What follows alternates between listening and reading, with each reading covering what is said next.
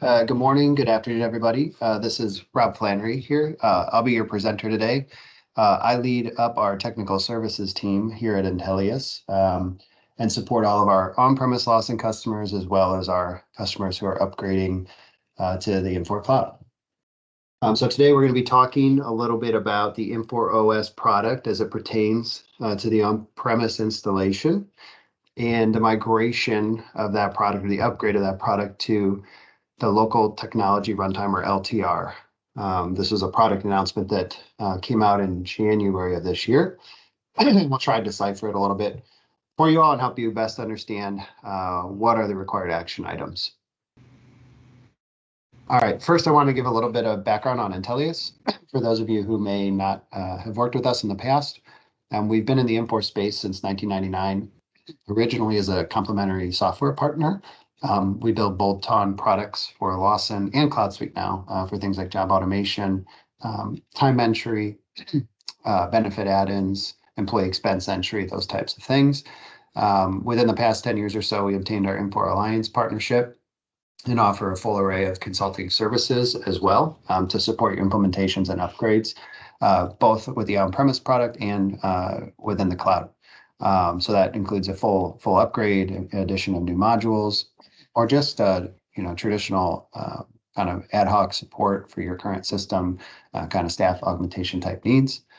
So that's a little bit about our background.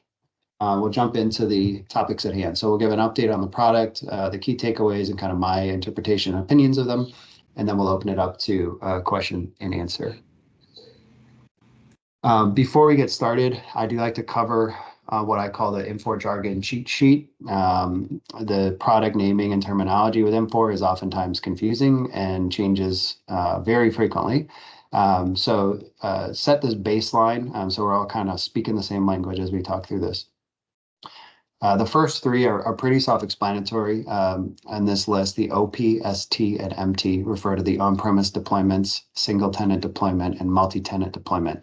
The one thing I want to call out here with the OP is a lot of our customers, or some of them, I guess, are hosted by other providers. So you may run, and Velocity's a hoster, there's a couple other ones.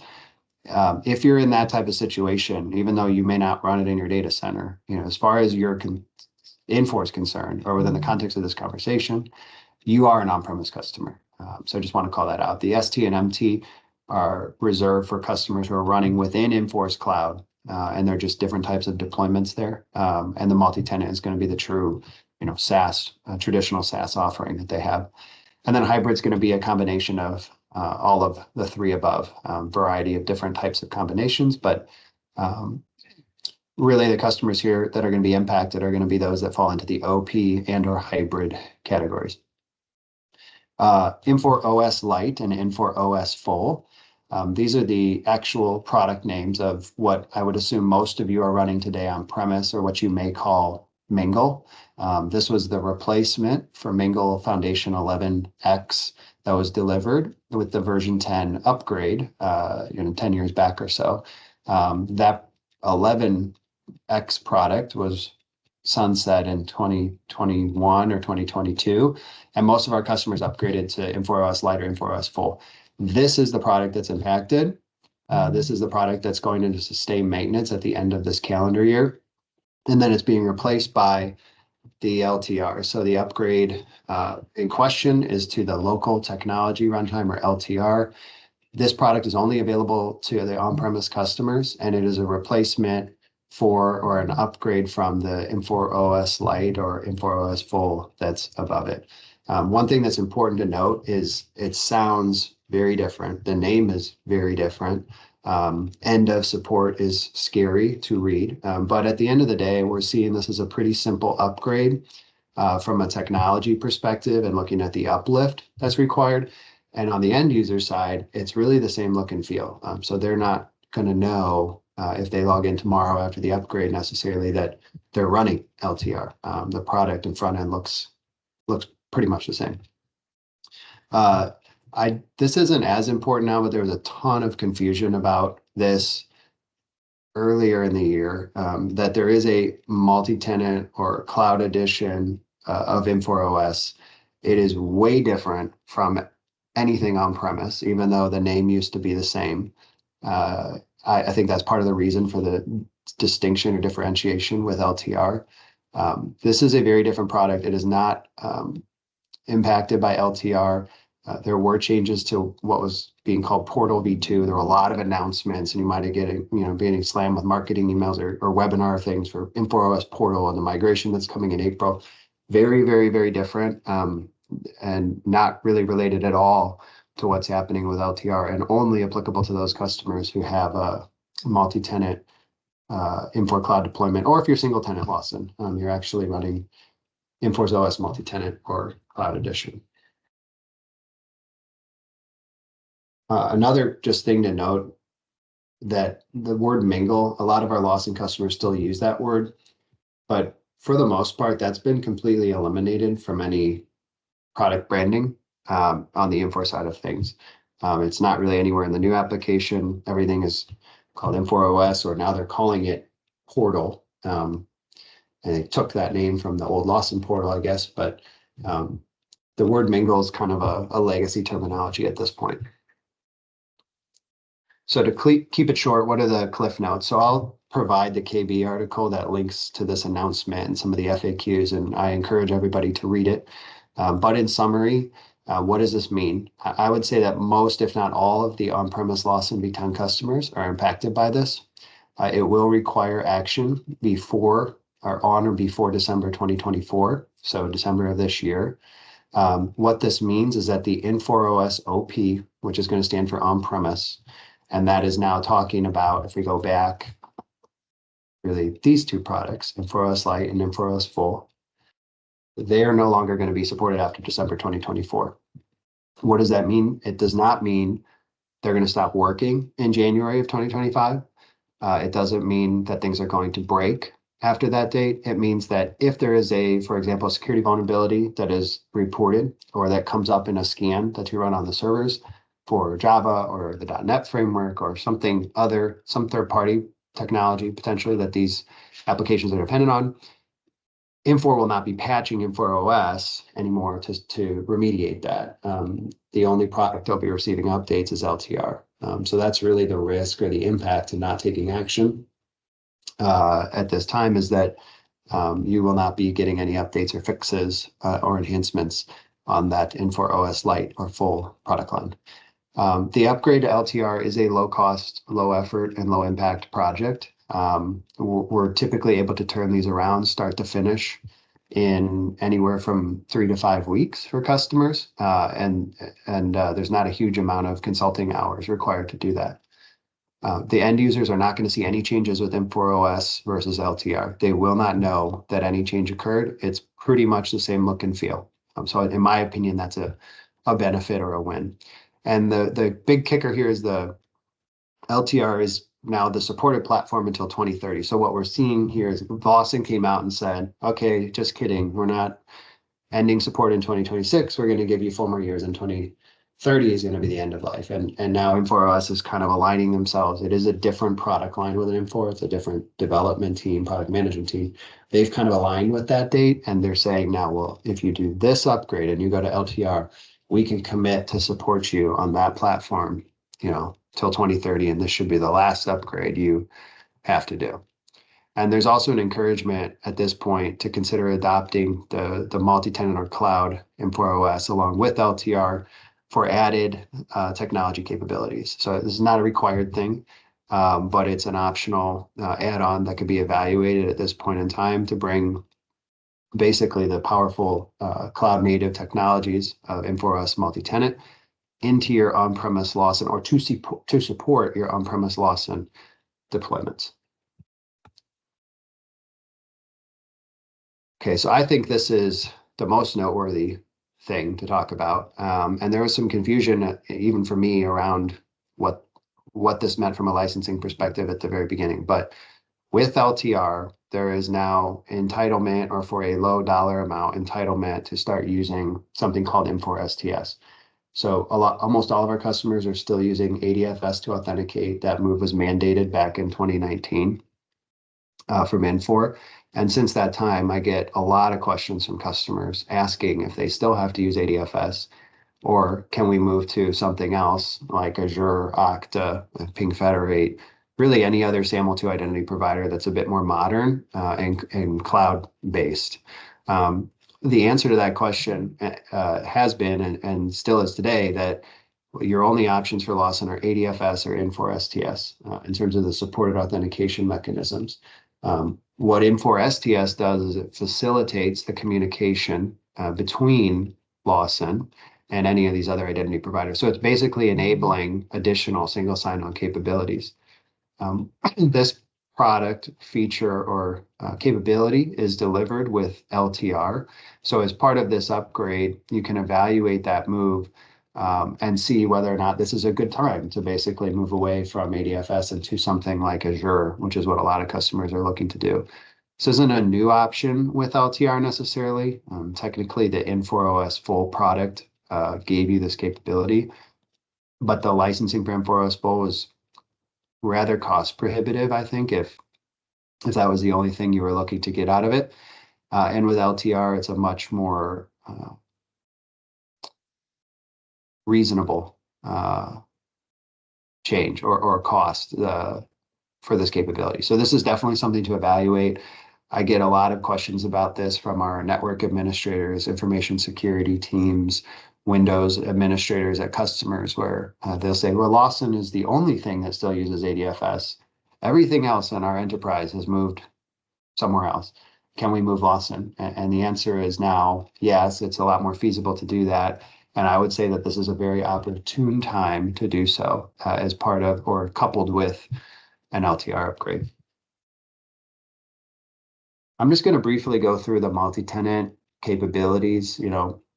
Obviously, this is something that would be included with a Cloud Suite subscription. So if you chose to go to version 11, which is not the right word to use, but I think it resonates with our customers. If you were choosing to upgrade to financials and supply management or the HR talent platforms and move away from Lawson into Infor's, SaaS cloud Suite offering, you would have Infor OS multi-tenant.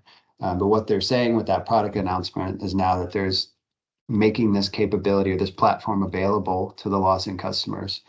It will be an extra cost. I think it's a reasonable cost for what you get and the capabilities that are provided in the platform. But I just wanted to talk about maybe why would we do this? What value would we get out of that investment? And I'll just highlight a few that I thought were noteworthy. So the added technologies, these are going to be things that you cannot get on premise with Infor OS Lite, Infor OS Full, or LTR. They're only available in the cloud Infor OS solution. That would be things like the artificial intelligence and machine learning, some capabilities around document management, along with their RPA, robotic process automation, and OCR capabilities. So just an example of something that we've actually implemented for one of our customers who has Lawson and the multi-tenant Infor OS is they were using Ascend for their document management, and the product went out of support. Like a lot of customers are doing with MHC or OnBase or something like that. I mean, Lawson just doesn't do document storage and hasn't traditionally. So a lot of other customers went out to a third party to solve for that. Now with the Infor OS multi-tenant, for this customer, they had an Infor native solution to manage that. And so what our process looks like, and all of this is done using Infor OS technologies in the cloud, we're consuming documentation from various locations. So it could be an SFTP file transfer, an email, or an API call that's sending a document into our system. We're reading that through either the robotic process automation or ION workflows or middleware.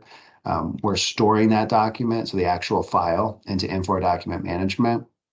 And then including its metadata, so what company, if it's an invoice, what company is this? What vendor is this? What's the invoice number? And then we're taking that, basically the link we're taking from IDM to the document. And there's a security model built around it as well. So you can, if you want to lock down access to images by company number or something like that, we apply that security model inside of IDM. And then we take a link and publish it out to Lawson once that document's stored so that you can access it there. So the net result of that would be for this customer, they wanted on their AP90 form inside of Lawson to have a button to access an image. And so if a invoice on AP90 has an image associated with it, we actually had to use Design Studio to create these buttons, but the button will pop up. And then when you click on it, it'll launch the image within the browser and link back to the Infor document management for access. So this is one example of a use case or a value that a customer is getting out of using some of these multi-tenant Infor OS capabilities.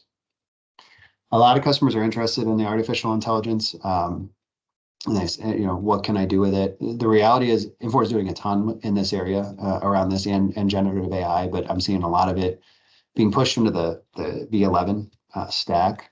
But I do still think there's some value in the area of augmented intelligence to use these capabilities, to service the Lawson platform you have today. So leaving Lawson where it is, not doing a huge ERP upgrade, but being able to take advantage of some more modern technology capabilities. So for example, in this type of case, the human intelligence realm is where we operate today. And then we kind of have the AI, so the computers doing things and thinking of things. The augmented intelligence really is where those two marry together. So these are things where AI may be looking at anomalies and patterns, forecasting or making recommendations to us. We're seeing a lot of that now, even in social media, in Office 365 and other things like that, where it'll present things that it thinks are noteworthy or relevant to you back so that a human can then make a decision based on that information. So that's kind of the idea of the augmented intelligence here.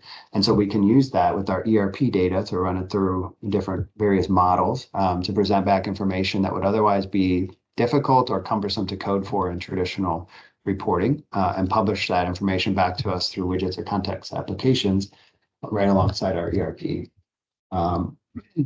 So the examples of some of that, I'm not going to hit on all of them, but there are various use cases and that you can plug in your Lawson data very quickly and kind of build and deploy models against it, in the area of payables, for example, running models against it to analyze transactions to look for unusual patterns specific to a vendor.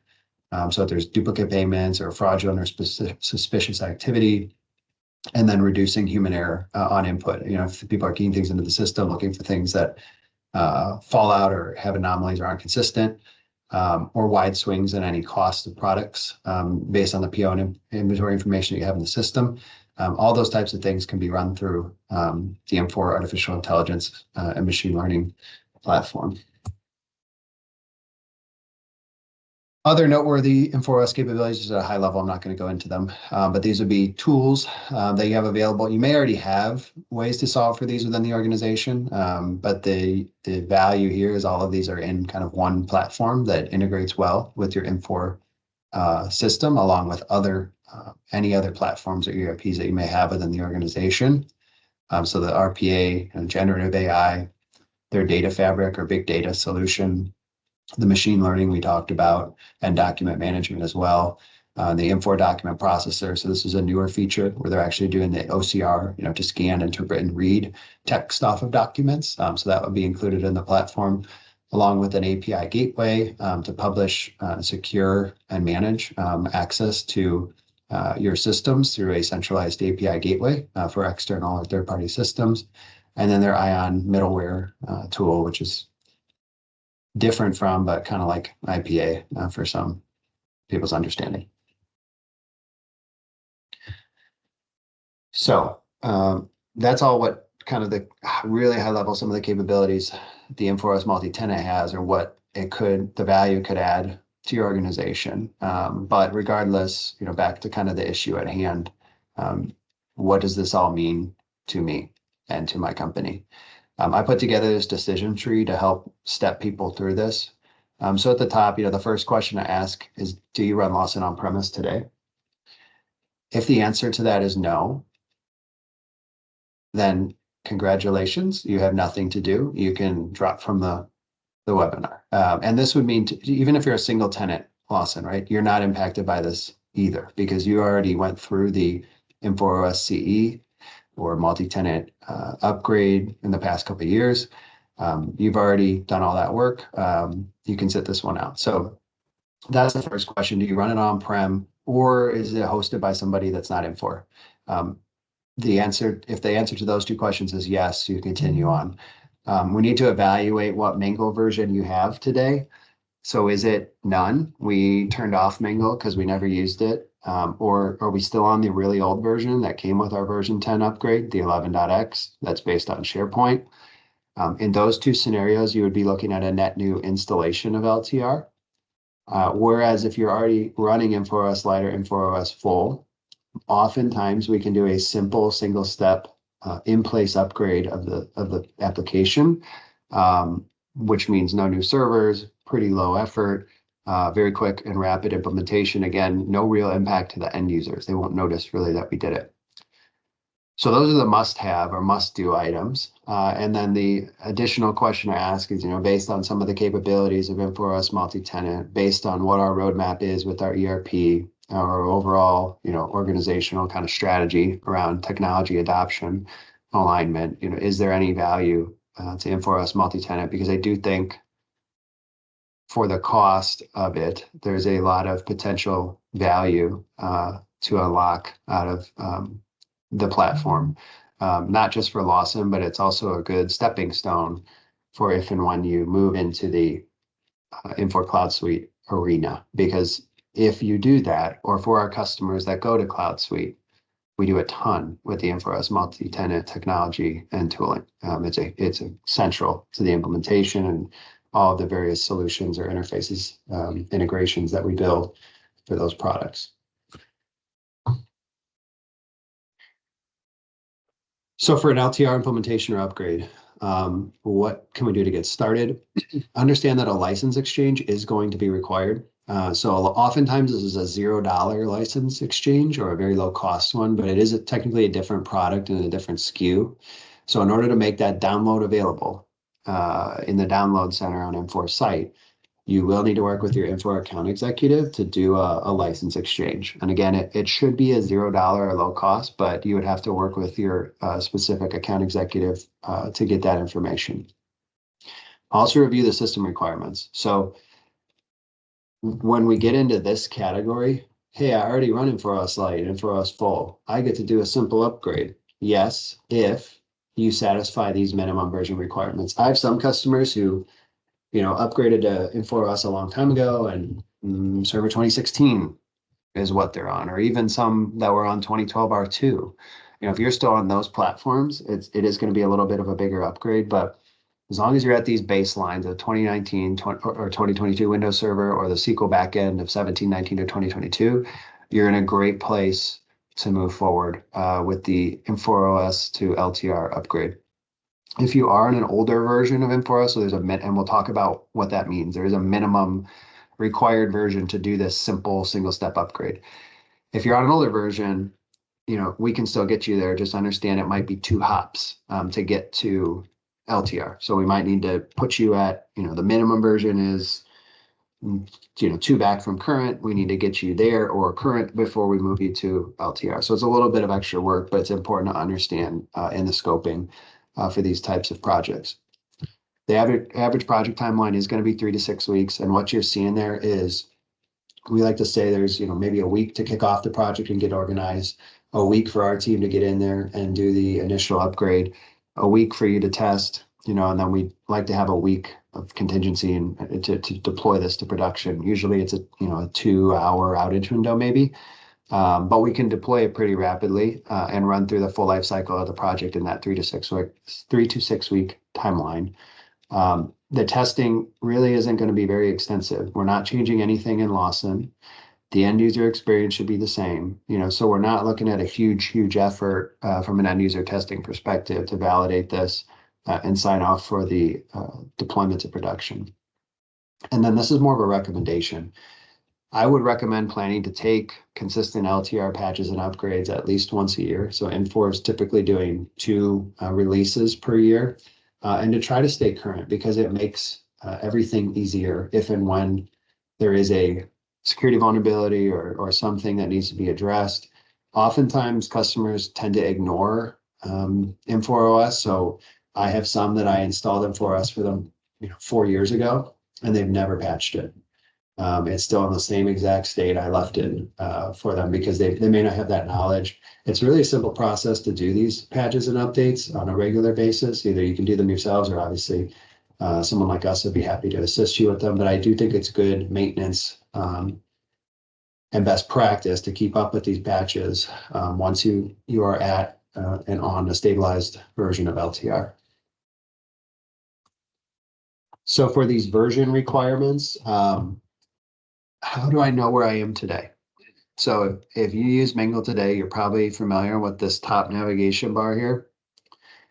You'll have this person icon and you will click it and you will click about and you will get a version number. So this is from my sandbox server, which I already upgraded to LTR, but yours would look pretty much the same. And you would have a year, month, most likely.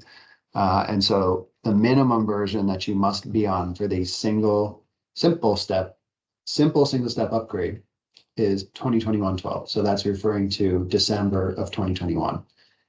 If you're below that, you'd be looking at one of those double upgrades, basically. So there is a KB article that covers this. I noticed that in the KB article, it says you can be on an older version, so June of 21. But when I tried to upgrade from that, the installer complained and wanted me to be here. So I'm going to go ahead and say, at least when I wrote this back in January, this is your minimum baseline for the single upgrade. That also needs to be paired with the operating system and the database. So just because you're here, we need to make sure that you're also on Windows Server 2019 and a compatible version of SQL. If you're still on an older version of the operating system, we can get you to LTR. It's just a little bit more involved of a project. So in terms of next steps, obviously we're going to open up a QA if anyone has questions in a second, but we'd also be happy to meet with you all on a one-on-one basis to discuss your specific needs or help you develop a custom tailored roadmap for how to get up to LTR and continue to support your Lawson on-prem applications in the long term and figure out how we can help make your project a success. I also want to call out this KB article. So everything I talked about should be covered in this KB article. And I would recommend reviewing it and reading it in depth, including the FAQ that is attached to it for more information. With that, it concludes the content that I wanted to cover. I'll go ahead and open it up for questions if anyone has any.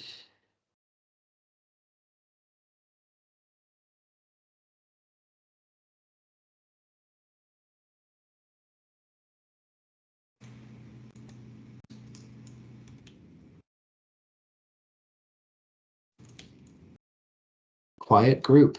Okay. I do get a lot of, I'll just throw one question out there that I get a lot for people who maybe, it says our mics are disabled. Nancy, can you enable the mics, Chandra?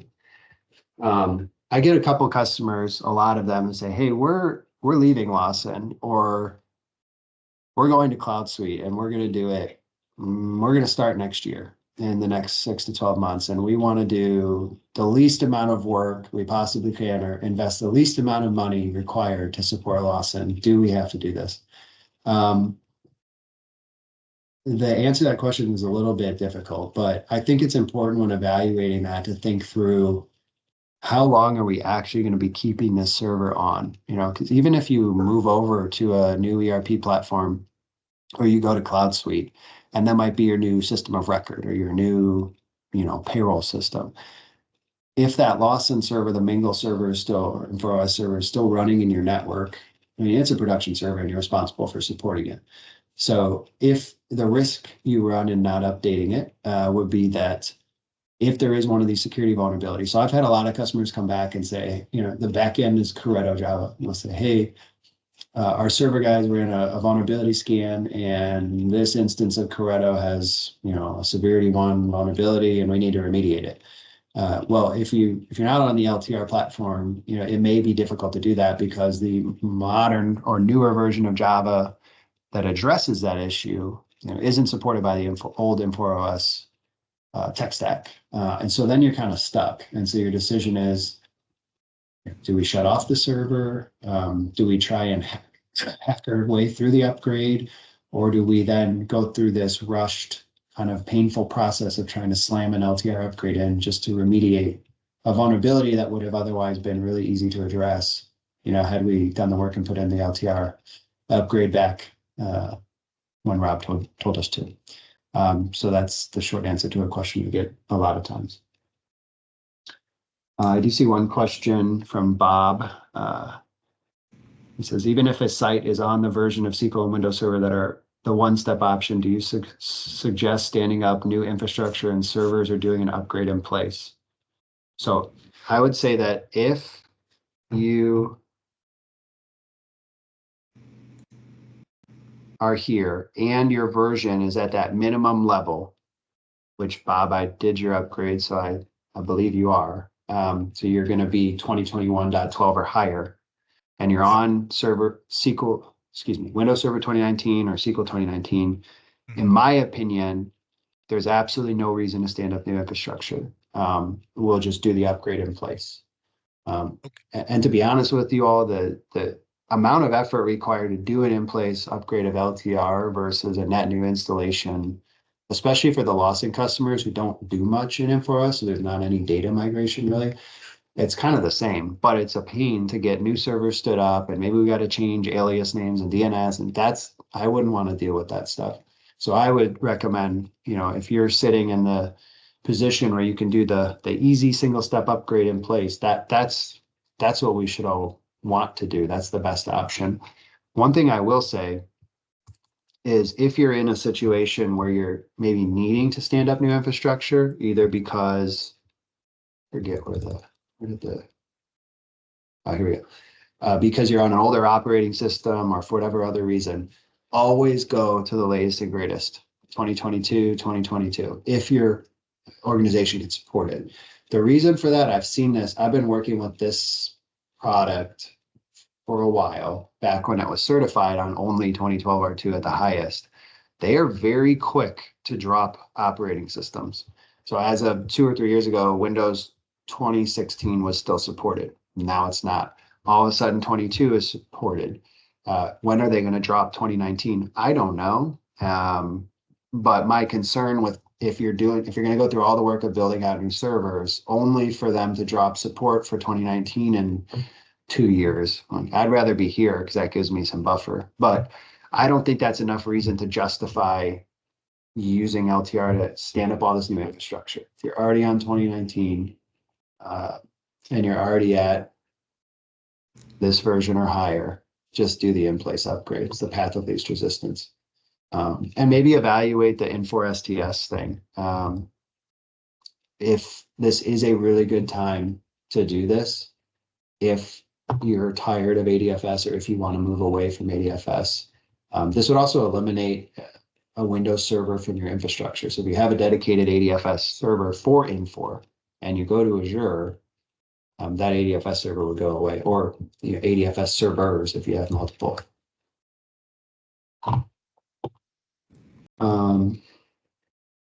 Mike's this is a good now too, just to let you know. Okay. And sorry for Jeff did have interrupting. a good.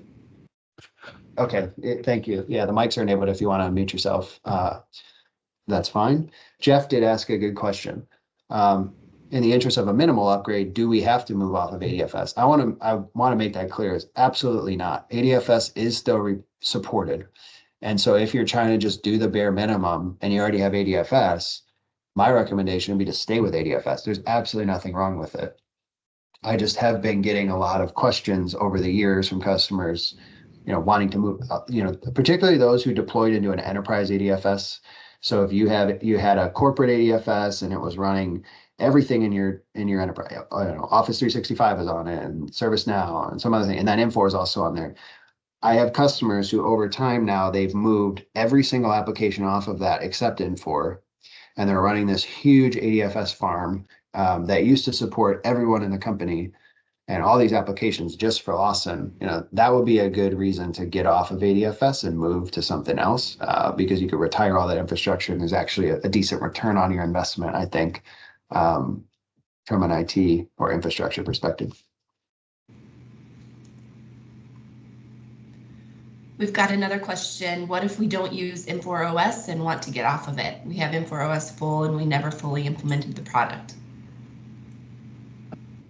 That would be a good question for Infor support. What's interesting with all of this is, let me go back, sorry to fly through these slides. I put you in this category to install. And why did I do that? Infor's stance since the version 10 came out was that, you have to have Mingle. And the only supported way to use Lawson is through Mingle if you're a core Lawson user.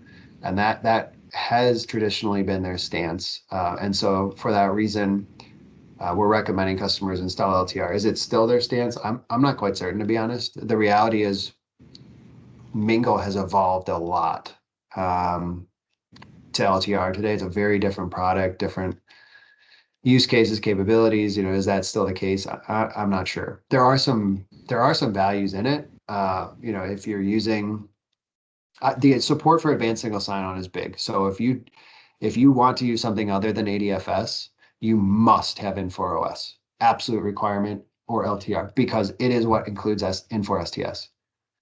So for that reason alone, you have to have it.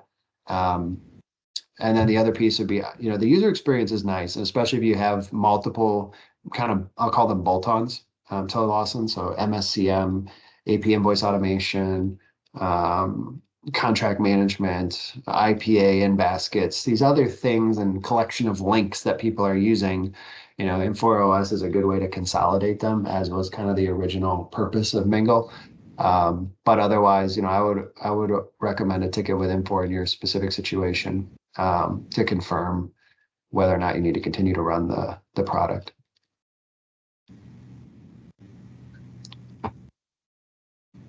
All right, we've got another one. We have Oracle 19c database and Oracle 19c clients. Do they both need to be upgraded to Oracle 21c, or can we just upgrade the client to Oracle 21c and stay with Oracle 19c database? Okay, so I would assume this is a AIX or Red Hat customer for Lawson. Really, this should have zero impact on any of that. Infor OS is installed on and only supported on the Windows operating system, and it requires a Microsoft SQL Server database. So if you have Oracle for Lawson, that's fine and great. If Lawson runs on AIX or Red Hat Enterprise Linux, that's fine and great. You would then have additional Windows or Microsoft assets as part of your architecture to support Infor OS. And it would have absolutely no integration or dependencies on anything related to your Oracle backend.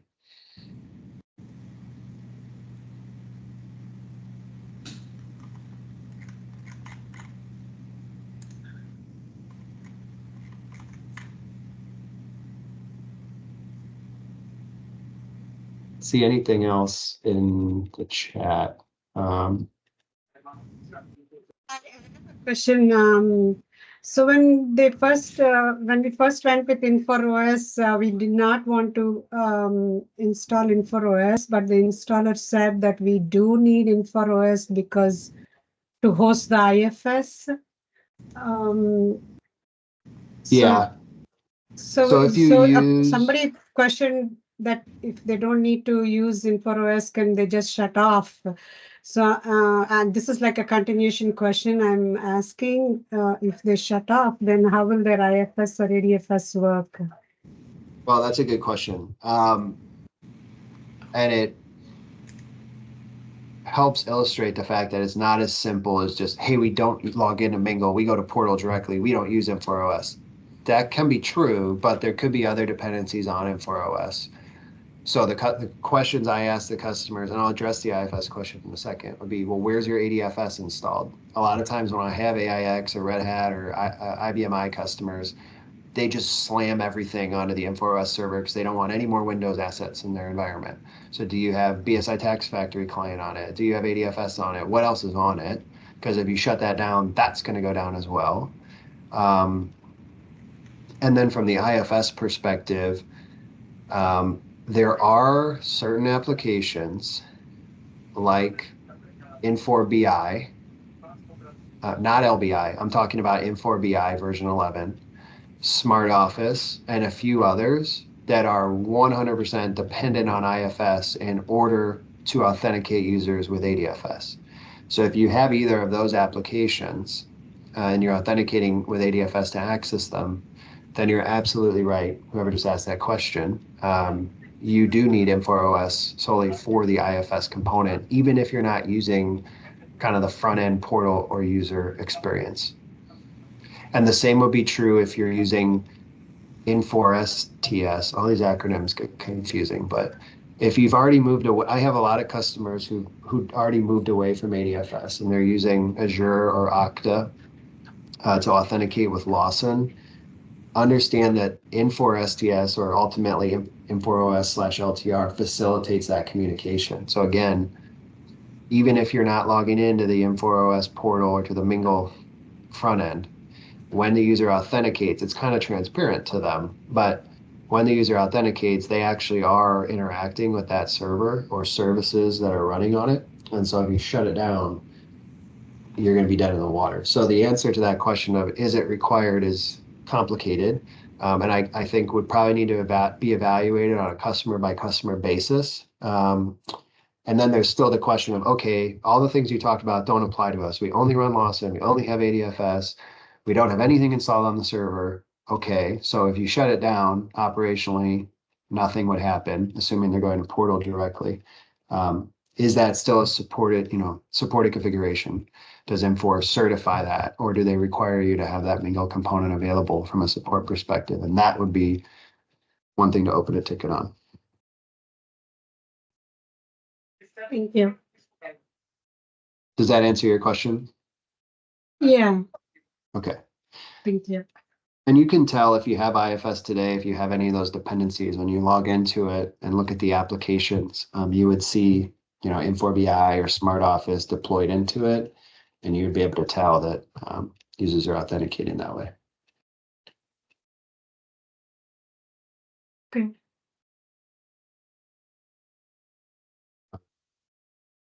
Are there any other questions on the phone? Someone asked a question. Yep. What version of Java JDK would be required? At time of publishing, or I think still today, it is still Java 8. So it's Corretto. They don't support Oracle Java. They don't support any other flavor of Java. It's Amazon Corretto Java, which is open source. It's free. That's the same Java version or platform that Infor runs their applications on. Oracle Corretto 8 is currently the highest release that's supported even by LTR. But I would recommend consulting, the installation guides, or we can help with that as well, but to confirm before you start your project. I could see that changing in the near future. That was, if you read between the lines, that was kind of one of the justifications of this LTR move is this sets the stage for moving to, a higher major release of Java, be it, JDK 17 or something like that. So I could see that coming. But I think at this time, it's still just Java 8 on the back end. And I see a question about AIX, whether or not I know when 7.3 would be supported. I do not know the answer to that question, but I would recommend just reviewing the compatibility matrix on the Infor support site, or potentially opening a ticket. I feel like whenever I open tickets with those types of questions, I get a not answer if it's not yet supported, and they don't really give any projected dates of availability, but the compatibility matrix would at least tell you what's current as of today. And that is a little bit difficult to find because they rebuilt this whole site, which has not been fun to transition to, but I think it's under my release information. No. Products. I forget where they put it. Somewhere in here, the compatibility matrix has been published. for you to consume. It may be. I know we have trouble Sure. finding stuff on there too, Rob. It's I knew where it was the other day. I sent a team to our, I sent a note. Oh, here it is. Important documents, life cycle policies. Okay, so if you come in here, important documents, life cycle policies, Infor compatibility matrix. So that will give you the latest and greatest. And one other thing while we're here, I get a lot of questions about the search.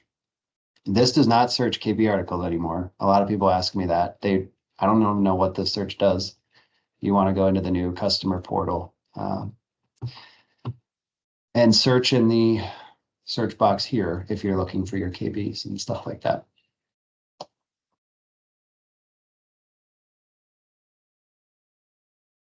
See any other questions? My contact information is up on the screen. You're welcome to reach out directly.